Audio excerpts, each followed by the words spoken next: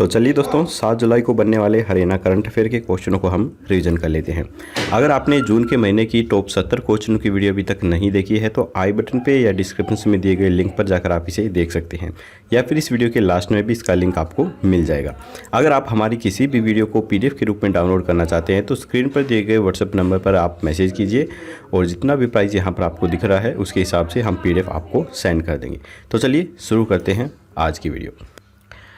AJNIFM ने AI और emerging take के साथ सेंटर ऑफ एक्सीलेंस बनाने के लिए माइक्रोसॉफ्ट के साथ भागीदारी की है।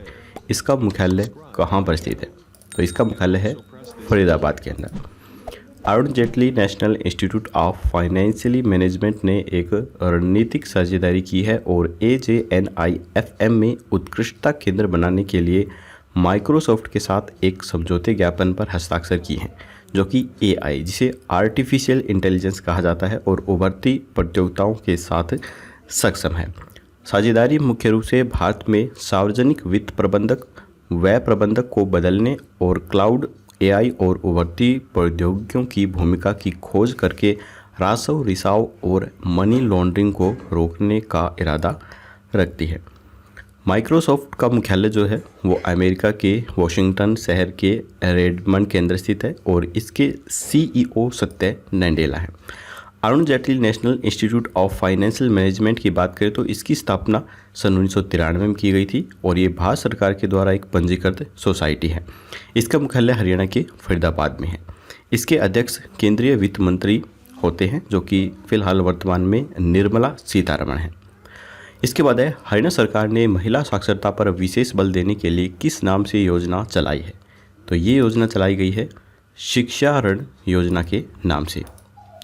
हरियाणा सरकार ने महिला साक्षरता पर विशेष बल देने के लिए शिक्षा ऋण योजना चलाई है। अब कोई भी महिला इस योजना के माध्यम से ऋण लेकर अपनी अधूरी शिक्षा को पूरी कर सकती है। इसके लिए हरियाणा महिला विकास निगम ने बैंकों के माध्यम से शिक्षा ऋण पर सब्सिडी देने की भी पहल की है।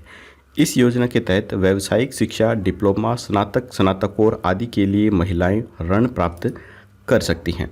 हरियाणा की प्रत्येक महिला इस ऋण के लिए पात्र है और यह ऋण बैंक की उच्च शिक्षा स्कीम के अनुसार ही मिलेगा।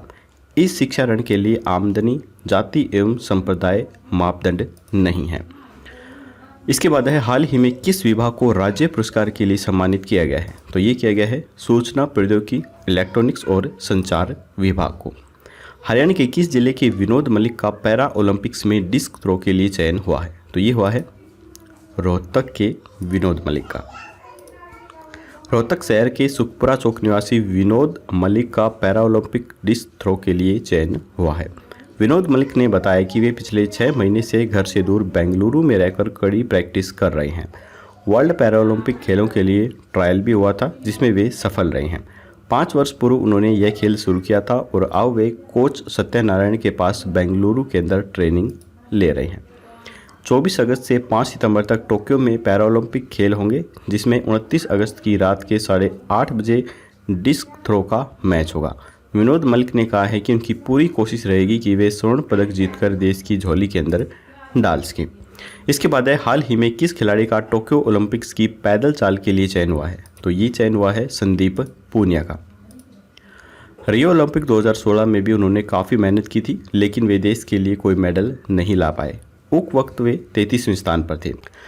जाखल में 1 मई 1986 को एक बेहद गरीब परिवार में जन्मे संदीप कुमार के पिता बकरी चराने का काम करते थे।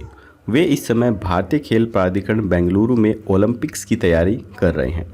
संदीप ने 2012 में ओलंपिक क्वालिफाई कर लिया था, मगर वे 2012 में किन्हीं कारणों के चलते ओलंपिक नहीं जा पाए। संदीप ने इसके बाद 2016 में रियो ओलंपिक्स में भारत का प्रतिनिधित्व किया। संदीप 2014 व 18 में एशियन खेलों में भी भारत का प्रतिनिधित्व कर चुके हैं। संदीप पूनिया महेंद्रगढ़ जिले से संबंध रखते हैं। इसके बाद है हरियाणा का कौन सा ऐप IT गेटवे के रूप में काम करेगा? तो ये करेगा जन सहायक आपका सहायक ऐप। जन सहायक आपका सहायक ऐप हरियाणा के IT गेटवे के रूप में काम करेगा। यह ऐप प्रदेश के 42 विभागों की 551 योजनाएं और जानकारियां साझा कर रहा है। अब इस ऐप के लॉन्चिंग से न केवल हेल्पलाइन नंबर पर स्पीड बढ़ेगी, बल्कि प्रदेश में बढ़ रहे अपराध के तंत्र को समाप्त करने में भी आसानी रहेगी। राज्य सरकार के द्वारा विभिन्न ई गवर्नेंस भी शुरू की जा चुकी हैं। कोविड-19 हेल्पलाइन नंबर 1075 के समेत 112, 100, 108, 101, 104, 1091, 1098, 1075 जैसी सभी आपातकालीन सेवाओं के लिए मात्र एक फ़ोन मिलाने पर जो आमजन है इसका लाभ उठा सकते हैं। इसके बाद है हरियाणा का नया राज्यपाल किन्हें नियुक्त किया गया है। काफ़ी इंपॉर्टेंट क्वेश्चन है और ये नियुक्त किया गया है बंडारू दत्तात्रेय को। इनकी फ़ोटो मैं आपको दिखा देता हूँ। इन्हें नियुक्त किया गया है हरियाणा का नया राज्यपाल। बंडारू दत्तात्रेय को हरियाणा का राज्यपाल नियुक्त किया गया है। इससे पहले बंडारू दत्तात्रेय हिमाचल प्रदेश के राज्यपाल थे। दत्तात्रेय 2 साल से हिमाचल में गवर्नर्स का कार्यभार देख रहे थे।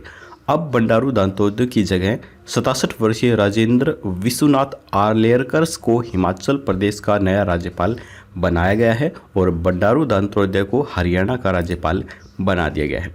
राष्ट्रपति रामनाथ कोविंद ने हरियाणा समेत और भी कई राज्यों के राज्यपाल में बदलाव किया है।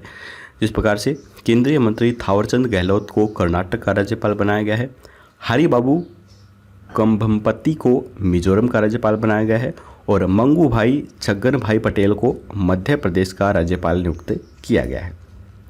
तो चलिए आज के हरियाणा करंट अफेयर के क्वेश्चन यहीं पर खत्म होते हैं। अब हम देख लेते हैं कल के प्रश्न का आंसर।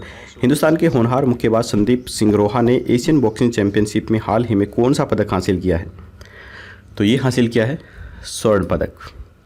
इसके बाद है हरियाणा के किस पड़ोसी राज्य ने उड़ान नाम की योजना शुरू की है? तो यहाँ पर 4 ऑप्शन है, आपको राइट ऑप्शन हमें कमेंट बॉक्स में बताना है। तो आज की वीडियो यहीं पर खत्म होती है। वीडियो पसंद आई तो लाइक जरूर कीजिएगा, चैनल पर नए हैं तो सब्सक्राइब करना बिल्कुल मत भूलिए। कल मिलेंगे ऐसी नई वीडियो के साथ, तब तक के लिए जय हिंद जय भारत।